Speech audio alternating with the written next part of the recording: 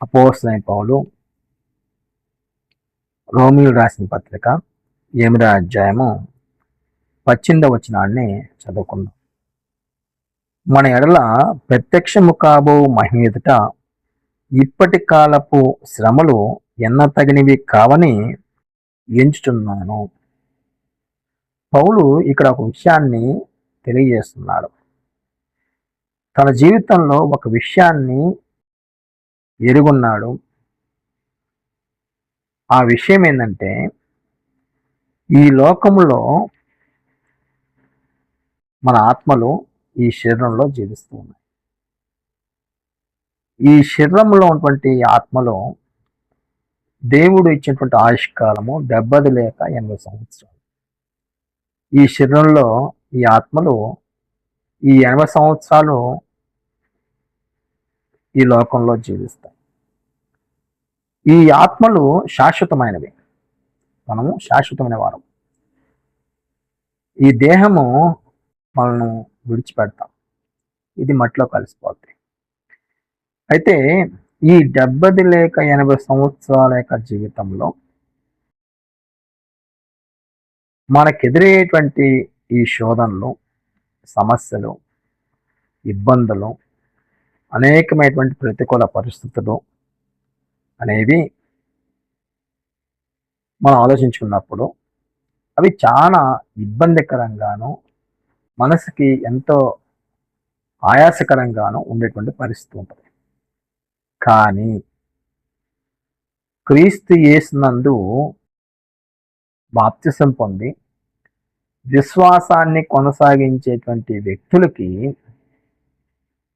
ఇవి ఎన్నతగినవి కావు అంటున్నాడు పౌలు. ఎందుకు అంటే, ఈ శరీరంలో మన ఆత్మలు నివసిస్తున్నప్పుడు ఈ శరీరానికి ఎన్నో సమస్యలు వస్తాయి. ఆరోగ్య సమస్యలు వస్తాయి, సహోదరుల ద్వారా సమస్యలు వస్తాయి, లేదా లోకంలో ఉన్నటువంటి మనుషుల ద్వారా సమస్యలు వస్తాయి, బంధువుల ద్వారా సమస్యలు వస్తాయి. ఏదో రకంగా మన జీవితంలో అనేక సమస్యలు, ప్రతికూల పరిస్థితులు ఏర్పడతాయి. ఈ పరిస్థితులని అధిగమించేటువంటి శక్తి ఎవరికి ఉందంటే, ఎవరైతే క్రీస్తు యేసునందు విశ్వాసాన్ని కలిగి ఉండి ఆత్మ సంబంధంగా దేవుని గుణాలు పెంచుకుంటూ శాశ్వతమైనటువంటి మహిమ కొరకు ఎదురు చూస్తూ ఉంటాడో, ఆ మహిమయందు నిరీక్షణ కలిగి జీవిస్తూ ఉంటాడో, అలాంటి వారికి ఈ లోకములో ఈ శ్రమలు, బాధలు, కష్టాలు అనేవి తన జీవితంలో ఎంచుకోదగినవి కావు అనేది తనకు అర్థమవుతుంది. పౌలు ఆ విషయాన్ని వెల్లడిపరుస్తున్నాడు.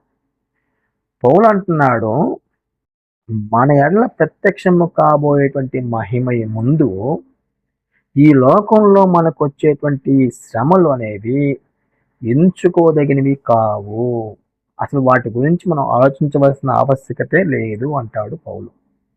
ఈరోజు మన జీవితంలో ఎందుకు ఈ శోధనల గురించి, బాధల గురించి పదే పదే పక్కనలో చెప్పుకుంటాం, లేకపోతే బయటలో చెప్పుకుంటాం, బంధువులు చెప్పుకుంటాం, అనేక విషయాల్లో మనము ఆరాటపడతాం, భయపడతాం, దిగులు పడతాం. కారణం ఏంటంటే, మనం ఆత్మ సంబంధంగా సరిగ్గా లేము.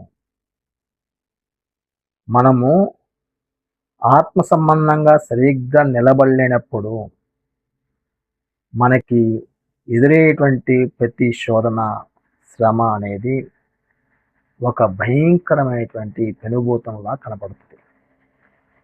అది చాలా పెద్దదిగా మన జీవితంలో మనం చూస్తాం. కానీ వాస్తవానికి ఆత్మ సంబంధంగా నిలబడి జీవించేటువంటి జీవితం గలవాడు దేవుని వైపు చూస్తాడు. ఆయన ఇచ్చేటువంటి మహిమను చూస్తాడు. ఈ శరీరంలో ఉన్నప్పుడు ఎదురయ్యేటువంటి శోధనలు, వాటి గురించినటువంటి ప్రస్తావనను తను ఎంత మాత్రం కూడా ఎంచుకోదగినటువంటి విషయంగా తను ఆలోచించడు. కాబట్టి పౌలు యొక్క మనసును మనం కూడా కలిగి ఉండాలి. పౌలు యొక్క తీర్మానాన్ని మనం కూడా కలిగి ఉండాలి. ఇది మన జీవితంలో కలిగి ఉన్నప్పుడు మన ఆత్మీయ జీవితం బలంగా ఉంటుంది.